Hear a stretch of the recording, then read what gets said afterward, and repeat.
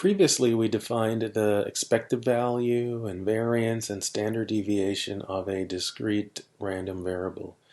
Now we're going to take a slightly deeper dive and look at some key properties of the expected value and how it can be extended to beyond just, x, right? So to start, let's take a brief look back at how we defined the expected value of x. So recall that, and we used either mu or the e of x notation to denote the expected value of x, and it was a simple summation, right? It's a sum over all possible values of x in our sample space, and what we do is we take the product of each x with its associated probability and sum them all together, right? And the first thing we're going to do is to say, well, when you think about what we've done with variables in all the work that we've done in math, we would like have a variable, but then it might be a variable squared or the square root of a variable or some other more complicated function. So then suppose we were to take our random variable and have some other function of this random variable. And then maybe we would like to know what is the expected value of that function of our random variable, right? So more generally,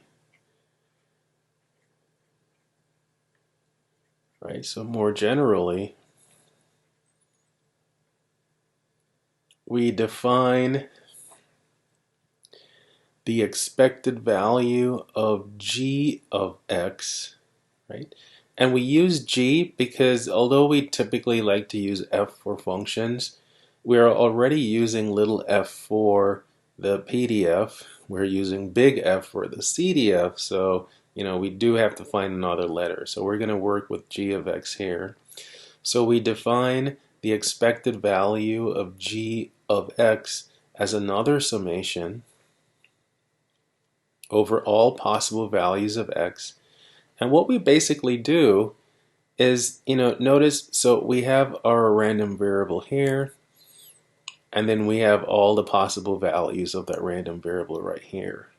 Well, then it should make sense if we have a function of our random variable here, we should have that same function applied to all possible values of x right here, and then again multiply it by the associated probabilities, right? So that's how we define the expected value, not just of x, but of any function of x. Now when we write this down, we make there's sort of an implied understanding that g of x actually makes sense, right? In other words, I'll just say where g of x is well defined for all values of x in the sample space, right? So for all x, right? So as long as these values make sense, then we could talk about its expected value, right? Now, there's something that's really important as far as the expected value is concerned, and there's a very useful property that I'm going to derive now, and then we will illustrate its use with certain examples, right? So suppose g of x is a linear function of x, right? So suppose g of x is of this form, a times x plus b, where a and b are constants, right? So where a and b are real numbers. Then let's see if we use this definition, how the expected value, right? So let's say we have this expression and we want to see, is there any way we can kind of simplify this and make sense of what this even means? Well, let's do what the definition says. It says whatever my function is, I'm going to take that function and I have to multiply the PDF and then take the sum of all those products. So in this case, my g of x is the quantity a. Well, now I have to switch to little x because now we're going to do this for all possible values of x. So that, and then times f of little x, right? Well, what can we do with this? Well, let's see, what can we do algebraically? We have the distributive property. So this is the sum over all values of x. So if I distribute the f of x to both terms, I'll end up with two terms, so I'm going to use square brackets. So I'll have a times f x times f of x plus b times f of x, right? And with all our work with summations in, for instance, in algebra and calculus, we know that the sum, this summation can be split into two different summations. So the first summation, again, over all x is going to be of ax times f of x, and then plus the summation over all x of b times f of x. Right? And again, we have properties of the summation that allows us to factor out these constants. Right? Remember, we're saying that a and b are constants. So I can factor out the a, and I have the a times the sum of x times f of x. Well, that looks familiar. And then plus, factor out the b, and then all I have left is just the sum of all the probabilities. That looks familiar too. So these two, right? If we think about it, okay, let's start with this one on the right. The f represents all the possible probabilities of all the possible values of x in our sample space. Well, the axioms of probability say that they have to add up to 1. So what I have here has to be equal to 1. And then this is x times the probability, and we're taking the sum of all those products. Well, that's by definition the expected value of x. So this is the expected value of x, right? Again, look at where we started. We started by saying, okay, if we have this linear function here, a constant times x plus another constant, and we go through the definition and some basic properties, well, what we've gotten to now is this.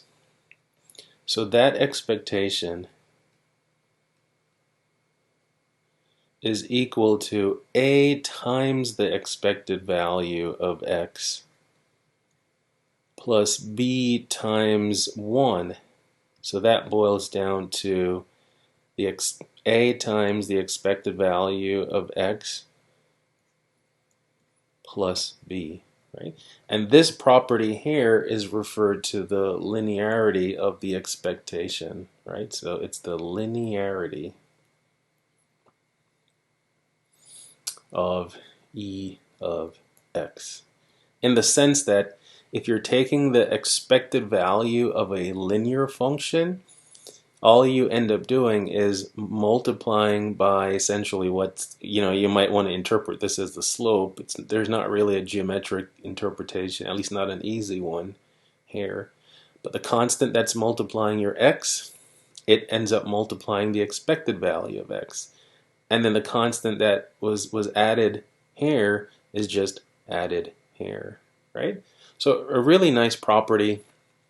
And now we can look at some examples and kind of illustrate different ways that we can go ahead and compute these other types of expectations, right? So let's do a few examples, and in a few of them we can look at multiple ways to do a particular problem. So in order to do this, we need a random variable. So I'm going to define a very simple one. I'm just going to say here are the 3 possible values of x, And here are the associated probabilities. So let's say this is 1/5, this is 1/5, and then let's say this is 3/5, right? So we just at a quick glance we can see that this is a valid PDF. All the probabilities are positive. They all sum to 1. And now let's just go through and compute a few things. Let's say we have to find the expected value just of x, right? So which is something that we've done before, but this is a good reminder. So we take each possible value of x, multiply by its probability, and sum. So it's 1 times 1/5 plus 2 times 1/5 plus 4 times 3/5. So that's 1/5 plus 2/5 plus 12/5 for 15/5, which is 3. Which is kind of ironic, you know, and this is a good example though, because you notice, again, what this is saying is there is an experiment out there where there are only 3 possible values, 1, 2, and 4. But if you were to perform that experiment many times, so each time you'd get a 1, a 2, or a 4, and if you were to average those observations, those outcomes, over a long period of time, that average will get closer and closer to 3. But notice 3 is not one of the possible values of x. It's just, again, so like when you say you expect it, it's not that you ever expect to observe it. It's just that on average, all your observations, right, will get closer and closer to 3. So the average of what you observe gets closer and closer to this. You will never observe a 3 from this experiment, but the average will get closer and closer. Right? So again, just a nice kind of reminder of how you can interpret it. Let's do now let's do an example. Suppose we have a linear function. So something like 2x plus 3, right? So let's say we wanted to find the expected value of not just x, but now 2x plus 3. And in fact, in this case, I'll do the problem 2 ways, so you can see how you either use the definition or you use our linearity property right here. So by definition, what we would have to do is figure out all the possible values of 2x plus 3, multiply those possible values by their corresponding probabilities, and then take the sum, right? So the easiest way to visualize doing this is just set up a table. And what I would do is set the first column to have the possible values of x, and then like a second column to have the possible values of 2x plus 3. So 2x plus 3. And there are only 3 of them, right? Because if there are only 3 possible values of x, then there are only 3 possible values of 2x plus 3. So just plug these in. You'll have 5 when x is equal to 1. You'll have 7 when x is equal to 2. You'll have 11 when x is equal to 4, right? So again, these are now the possible values. So like if there was another experiment that was somehow related to this experiment by this function, 2x plus 3, these are the 3 possible outcomes that you would observe from this second experiment. But the probabilities are unaffected. You would still have the same probabilities, because the only way you could observe a 5 from this experiment is if you observed a 1 from this experiment, and that happens with a likelihood of 1/5. Similarly, the only way you could observe a 7 is if x is 2, right? And then that would also with the probability of 1/5, and then finally the probability that's associated with 11 is the same probability that's associated with 4, and that's 3/5. So by definition, if I wanted to find the expected value of 2x plus 3, I would now take each of the possible values of 2x plus 3, multiply by the corresponding probabilities, and add. So I'll have 5 times 1/5 plus 7 times 1/5 plus 11 times 3/5.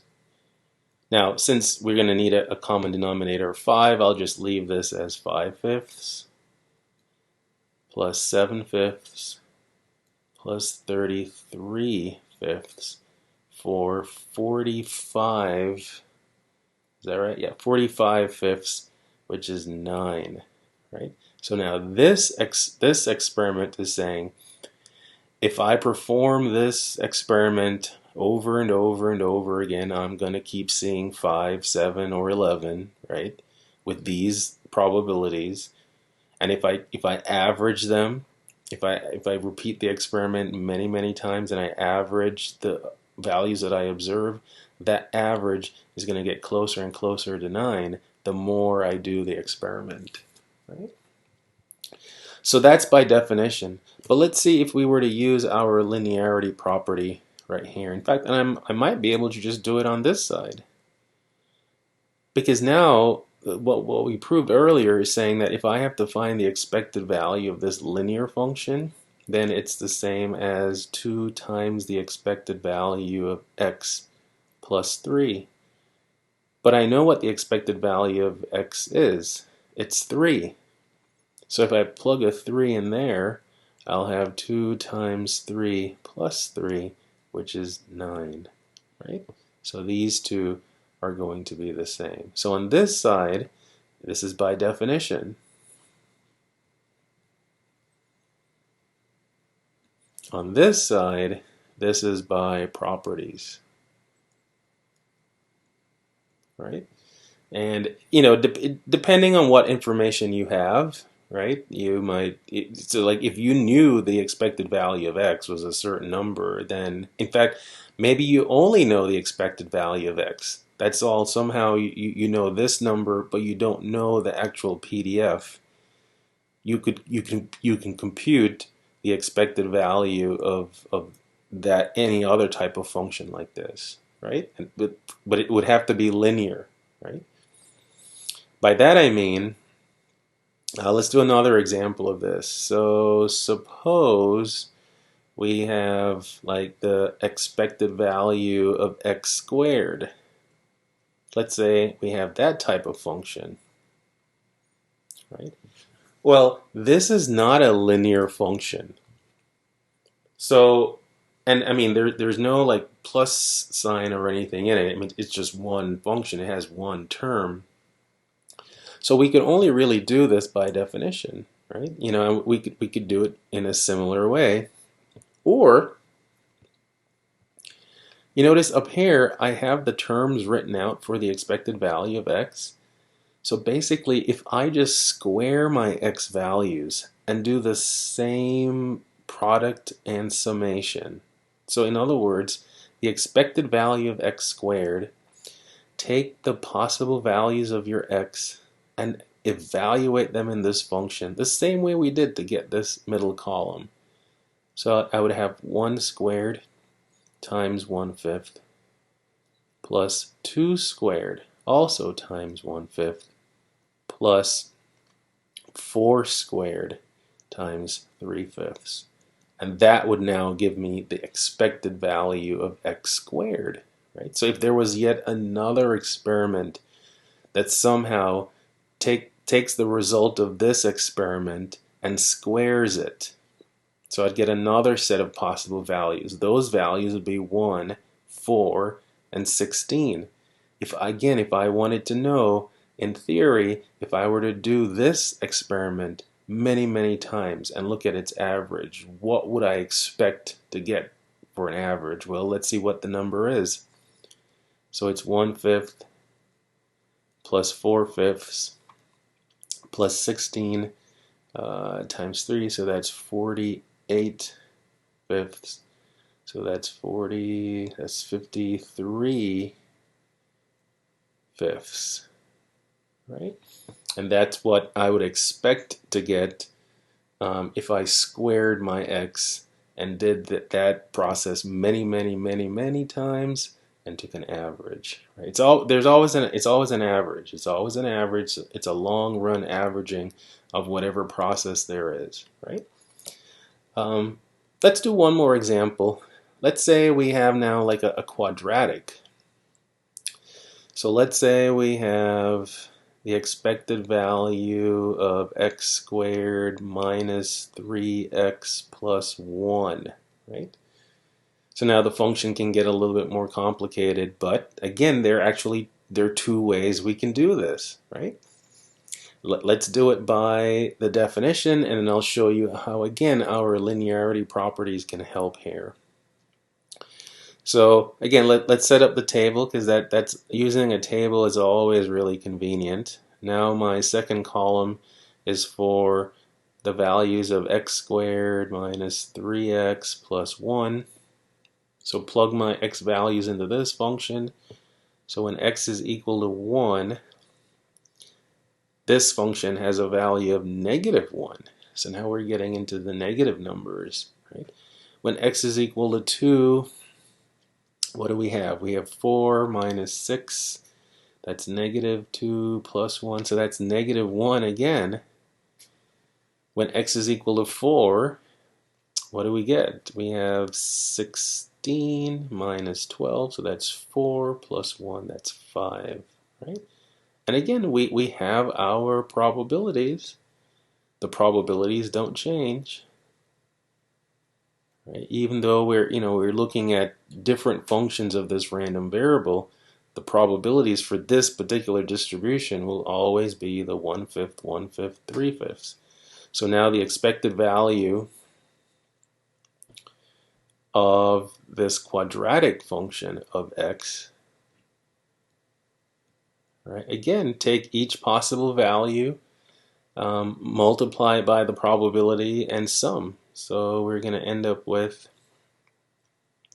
see, what do we have there? So that's negative 1 times 1/5 plus another negative 1 times 1/5 plus 5 times 3/5. So we have, so over 5, we end up having negative 1 minus 1 plus 15. So that's 13/5, right? So again, this is by definition on this side.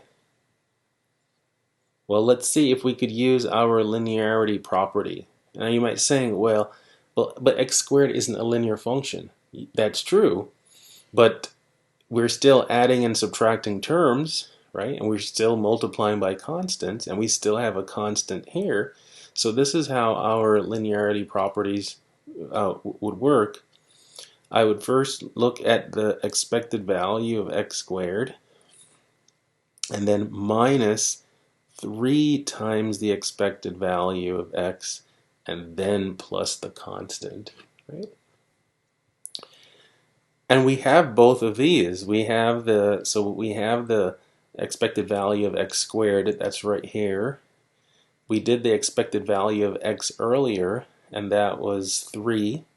And then of course we have our constant. So let's see if this works. So we have the expected value of x squared, which is 53 over 5, minus 3 times 3, so that's 9, and then plus 1. So if we write this with the common denominator of 5, so we have 53 over 5 minus 45 over 5 plus 5 over 5. So we have 53 minus 45, that is 8, plus 5, that's 13, and there we go, right? Right? So, basically that property that we stated earlier can really be extended to a lot more. So I'm going to just kind of write down a very kind of general extension of this. Now this has to do in terms of like adding and subtracting and multiplying by constants. but you can see where it can involve functions that are not, or terms I should say, that are not linear, right? So like in general,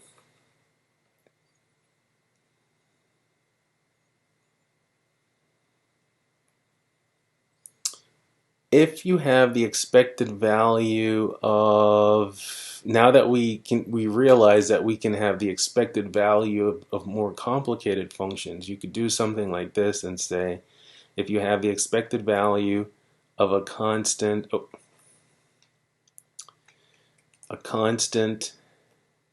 times a function of your random variable plus another constant times another function of your random variable, and then you can continue it on.